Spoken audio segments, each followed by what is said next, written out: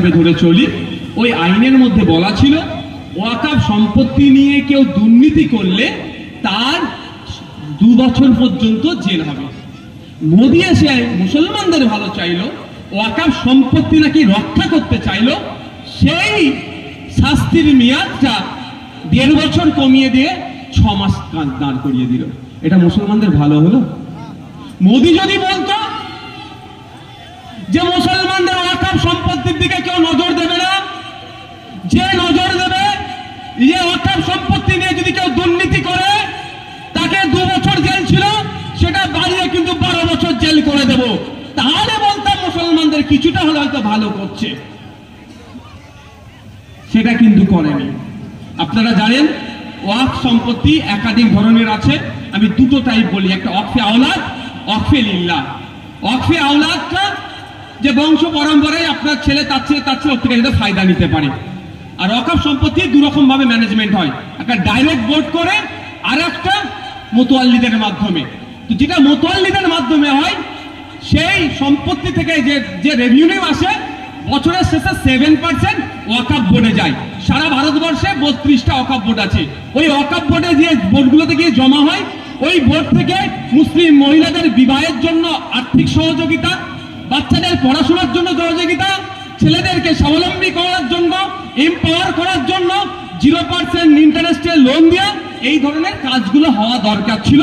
মমতা ব্যানার্জির আমলে এসে সব ভয়ে ধ্বংস করে দিয়েছে, লুটে ফুটে খাচ্ছে। এবার আসা যাক, ওই যে 7% রেভিনিউ এসে জমা হতো, সেটা মমতা মোদিজি সেটা বাদ দিয়ে 5% দাঁড় করিয়েছে। বলুন 100 টাকায় আগে 7 টাকা জমা হতো, এখন 5 টাকা জমা হচ্ছে। তাহলে ওয়াকফ বোর্ড দুর্বল হচ্ছে না শক্তিশালী হচ্ছে? একটু জোরে বলুন ভাই। মোদিজি যদি 7 টাকার পরিবর্তে 7% পরিবর্তে 14%, 14% যদি বলতো যে আগে 7 টাকা জমা হতো ওয়াকফ বোর্ডে, এখন 14 টাকা জমা করতে হবে, তাহলে অন্তত বলতে পারতাম যে মোদিজি মুসলমানদের ছেলে মেয়েদের ভবিষ্যতের কথা ভেবে ওয়াকফ বোর্ডে বেশি করে টাকা আসুক, ওই টাকা দিয়ে মুসলিম গরিব ছেলে মেয়েদের পড়াশোনা, মহিলাদের বিবাহের জন্য বা আরো যে ওয়াকফ বোর্ডের যে ক্রাইটেরিয়া আছে, তা গাইডলাইন আছে, তার মাধ্যম দিয়ে কাজ করবে। সেটা করেনি। আমার আগের বক্তায় সামিমদা একটা কথা বলছিলেন, ওয়াকফ বাই ইউজার, এটা ভয়ঙ্কর একটা কথা। এখানে যারা আছেন আপনারা যারা আছেন, আপনার এলাকার লোকাল কবরস্থান যারা আছে, 100 বছরের পুরাতন কবরস্থান আছে নিশ্চিতভাবে, আছে তো? 100 বছরের ঈদগাহ আছে, 200 বছরের মসজিদ আছে না? কিভাবে আছে? কাগজ কিন্তু আপনি দেখাতে পারবেন না, আমি দায়িত্ব নিয়ে বলতে পারি, দেখাতে পারবেন না। কারণ ওয়াকফ বাই ইউজার মৌখিক দান করেছে। কি হয়েছে?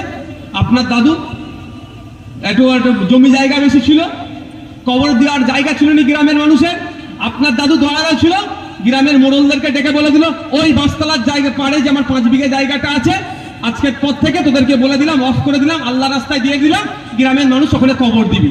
সেই থেকে তো কবর দিয়ে দিয়ে দিয়ে দিয়ে আসছেন আপনারা। এটা ওয়াকফ বাই ইউজার। মসজিদ একইভাবে, মসজিদ দূরে আছে, নামাজ পড়তে যেতে অসুবিধা, জায়গা নয়, জমিদার হতে পারে বা দয়ালু হতে পারে, এই আমার এইখানে এই 10 কাঠা জায়গাটা দিয়ে দিচ্ছে আল্লাহ রাস্তায়, তোরা মসজিদ করে নামাজ পড়, আমার বংশ পরম্পরায় কেউ এটা ক্লেম করবে না, ওয়াকফ বাই ইউজার হয়ে গেল। এটা ওয়াকফ বাই ইউজার। সারা ভারতবর্ষে 8 লক্ষ একর ওয়াকফ সম্পত্তি আছে, তার মধ্যে 4 লক্ষ একর, প্রায় 50% সম্পত্তি ওয়াকফ বাই ইউজার। এটাই মোদির বন্ধু শিল্পপতিদের নজরে পড়েছে।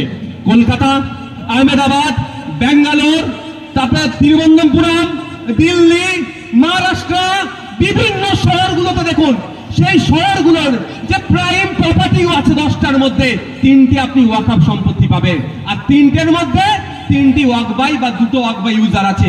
ওটাই মোদির বন্ধুদের নজরে পড়েছে, ওই সম্পত্তিটা আমার লাগবে। তো কিভাবে হবে? একটু আইনটা ঘুরিয়ে দাও, ঘুরিয়ে সম্পত্তিটা কলমে দখল করে নাও।